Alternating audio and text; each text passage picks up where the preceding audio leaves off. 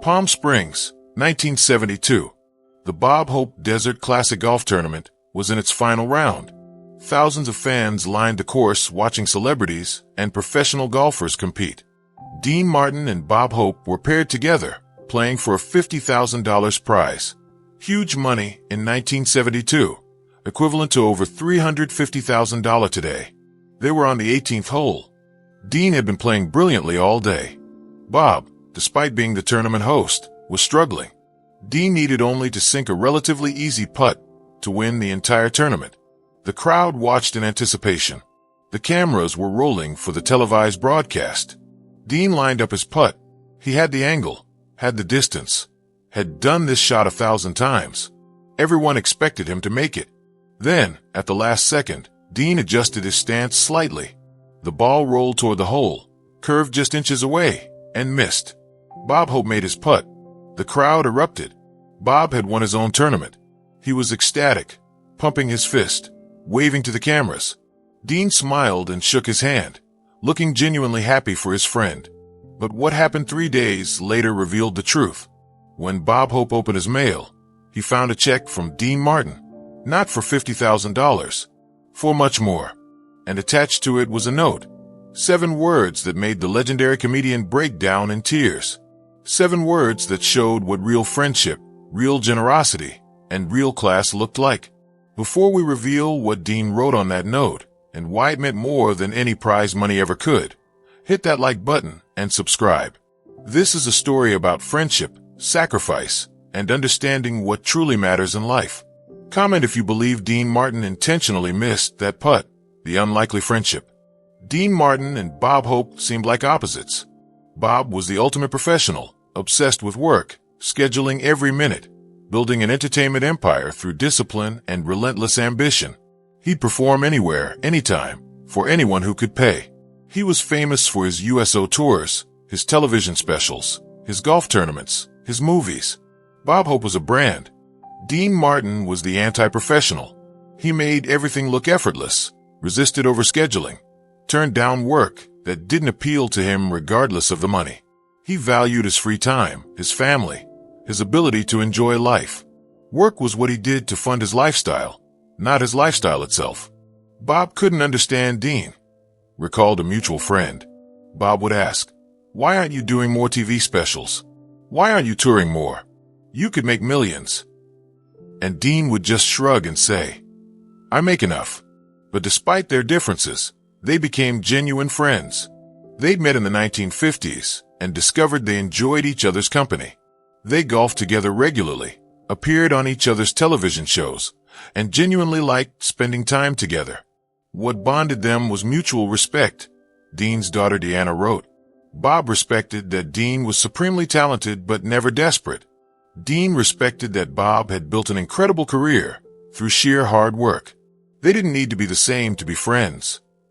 Bob Hope's hidden struggle.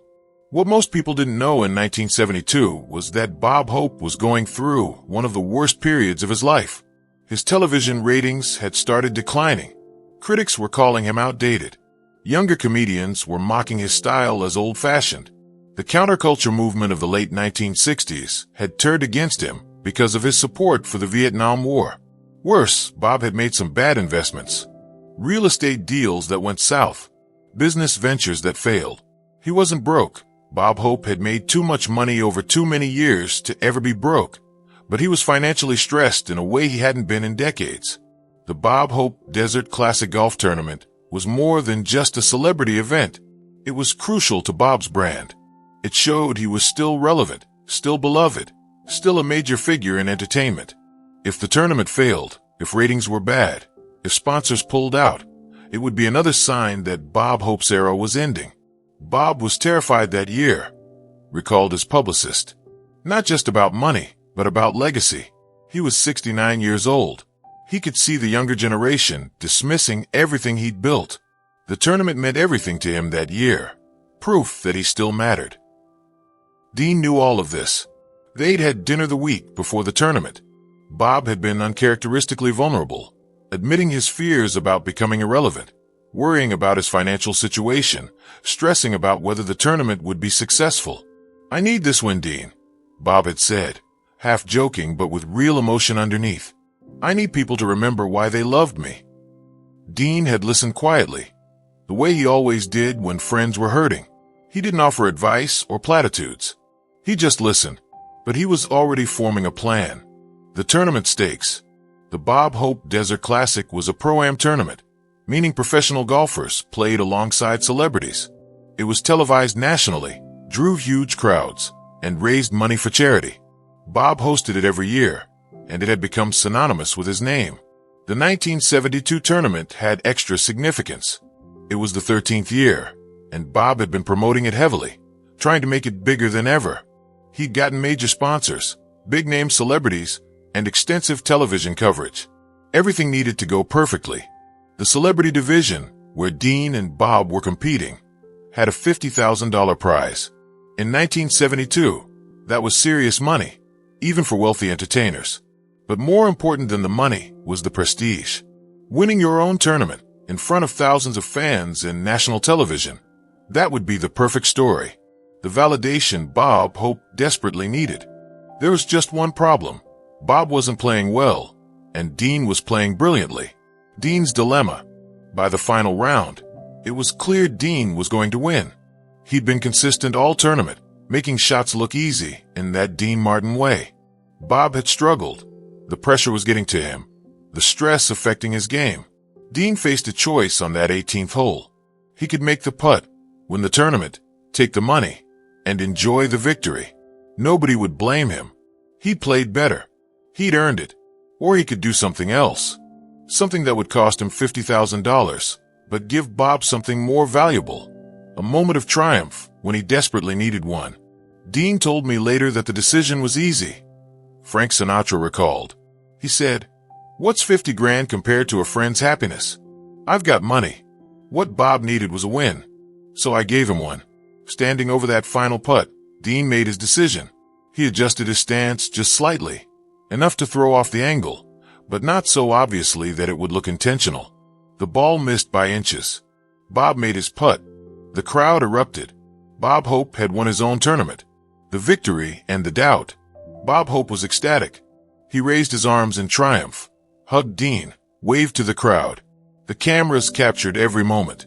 The announcers were calling it a miraculous comeback. Bob Hope, trailing all day, makes an incredible final putt to win his own tournament. "This is what legends are made of," the announcer proclaimed.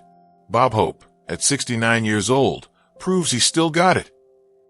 Dean smiled and congratulated Bob warmly. To everyone watching, he looked genuinely happy for his friend. And he was, but it was a complex happiness, knowing he'd given Bob this moment but couldn't tell anyone. That's the thing about that kind of generosity, a friend later observed. Dean couldn't even take credit for it. If anyone knew he'd thrown the tournament, it would ruin Bob's moment. So Dean had to just watch Bob celebrate, knowing the truth, but never being able to share it. After the tournament, Bob gave a speech to the crowd.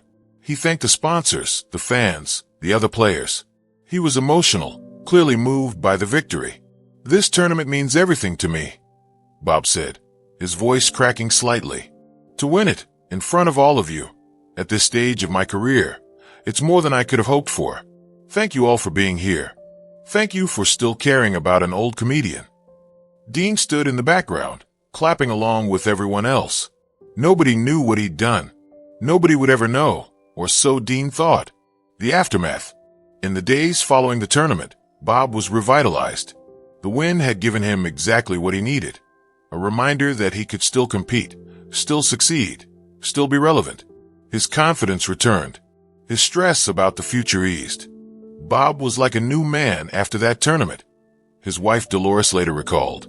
He'd been so down, so worried about everything. But winning lifted him up. He started taking on new projects, stopped obsessing about the past.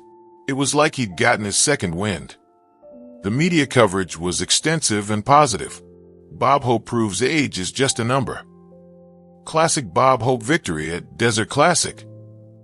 The narrative was perfect, the beloved entertainer, at 69, still showing the younger generation how it's done. Dean watched all this from a distance, happy that his sacrifice had worked.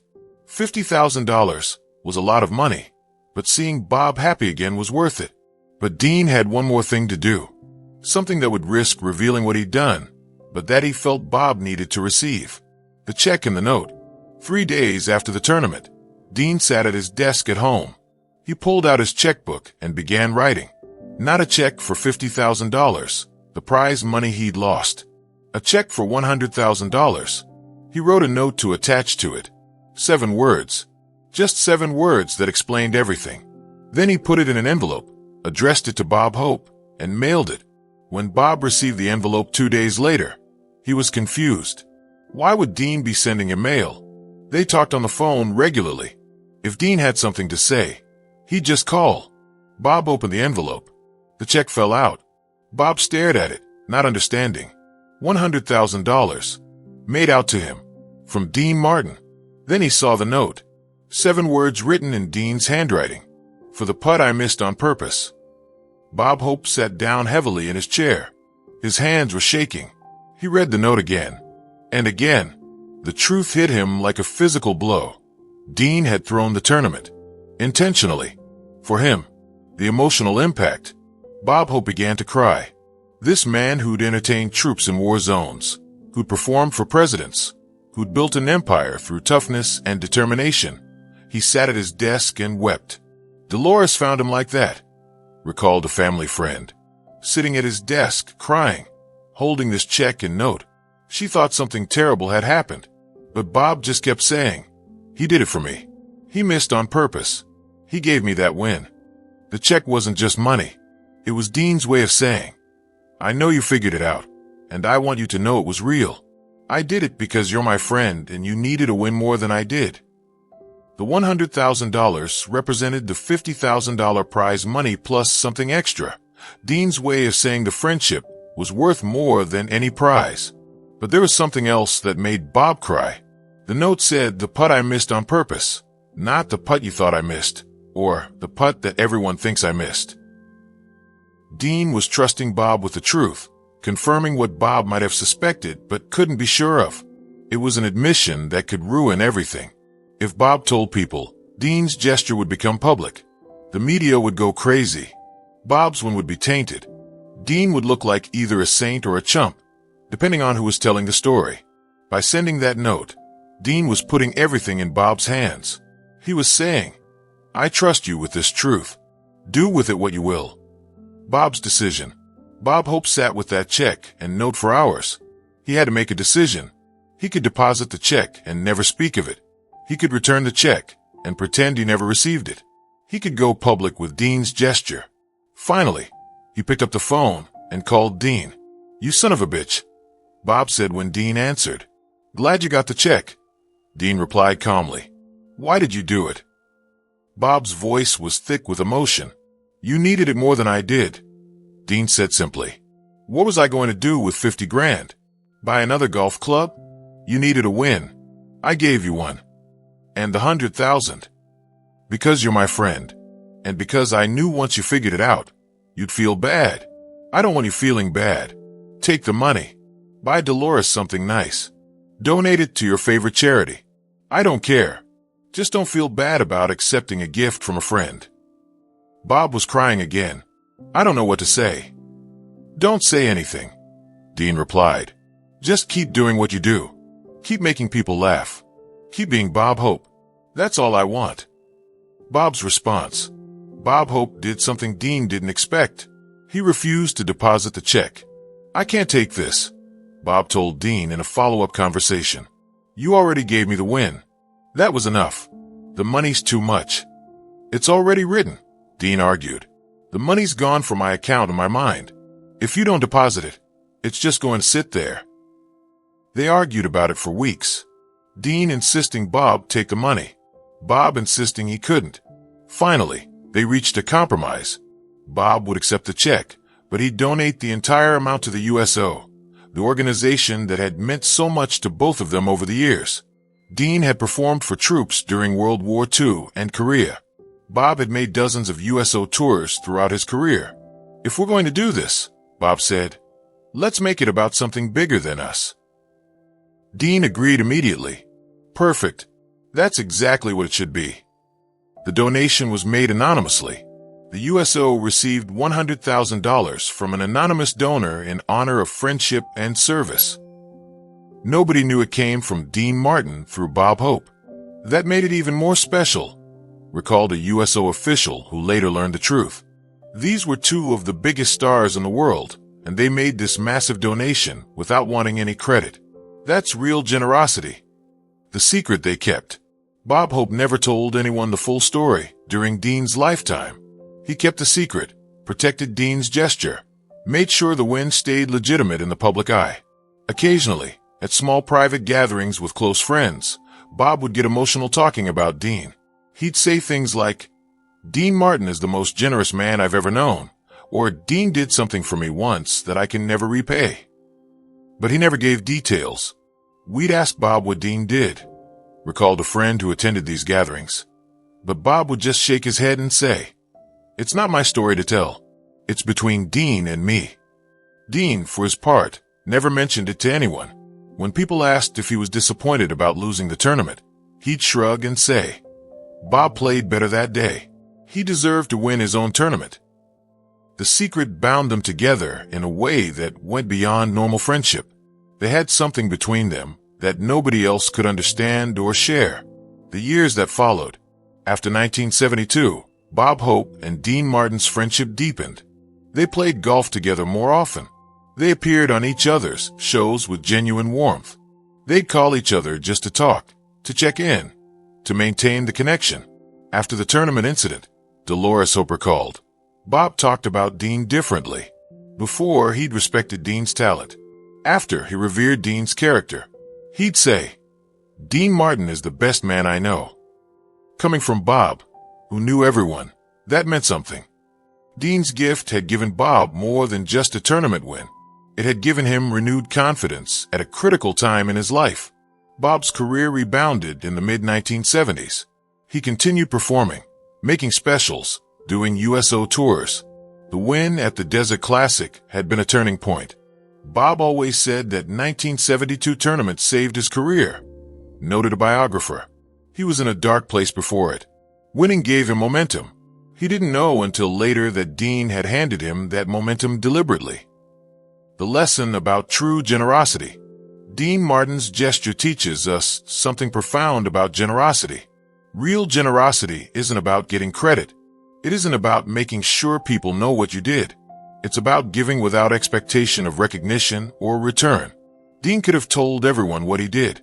He could have leaked it to the press, gotten praise for his selflessness, been celebrated as the ultimate friend.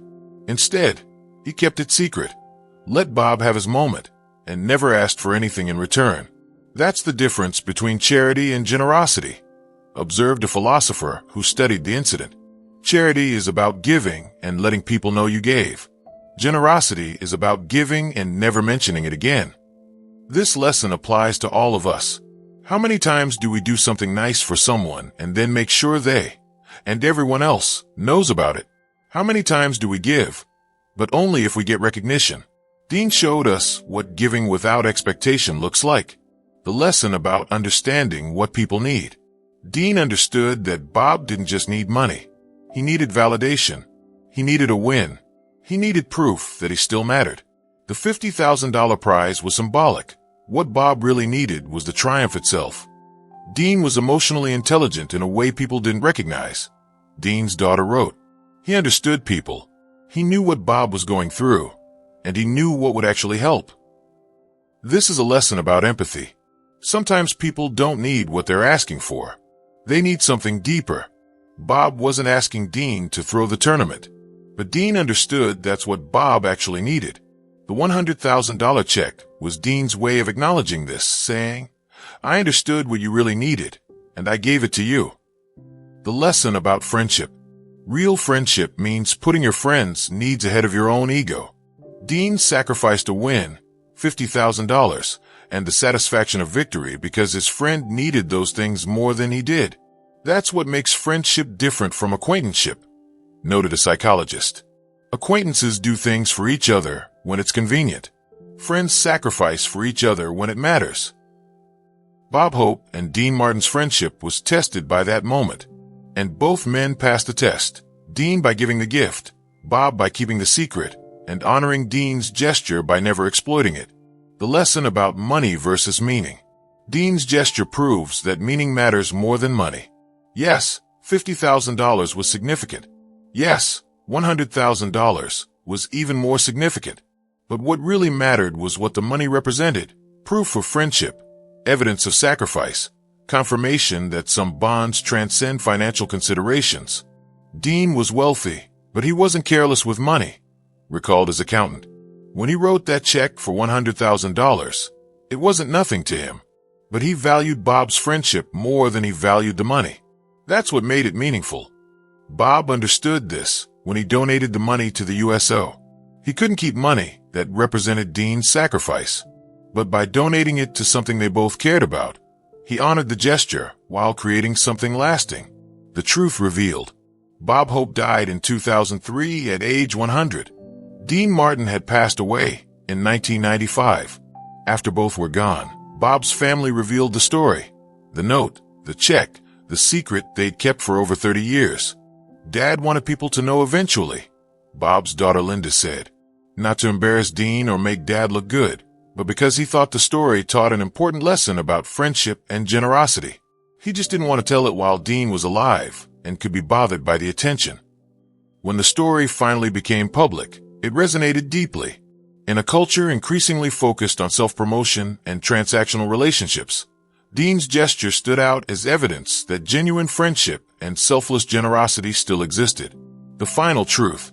The story of Dean Martin intentionally losing to Bob Hope, then sending him a check that explained everything, represents something increasingly rare in modern life.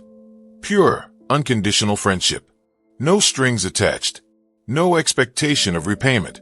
Just one person doing something significant for another person because they cared. Dean and Bob showed us what friendship should look like, noted a cultural historian. Not performing friendship for social media. Not keeping score of favors. Not calculating what you get in return. Just caring about someone enough to sacrifice for them, and trusting them enough to be vulnerable about it. The 7 words Dean wrote, "For the putt I missed on purpose," contain multitudes. They contain admission, trust, generosity, and love.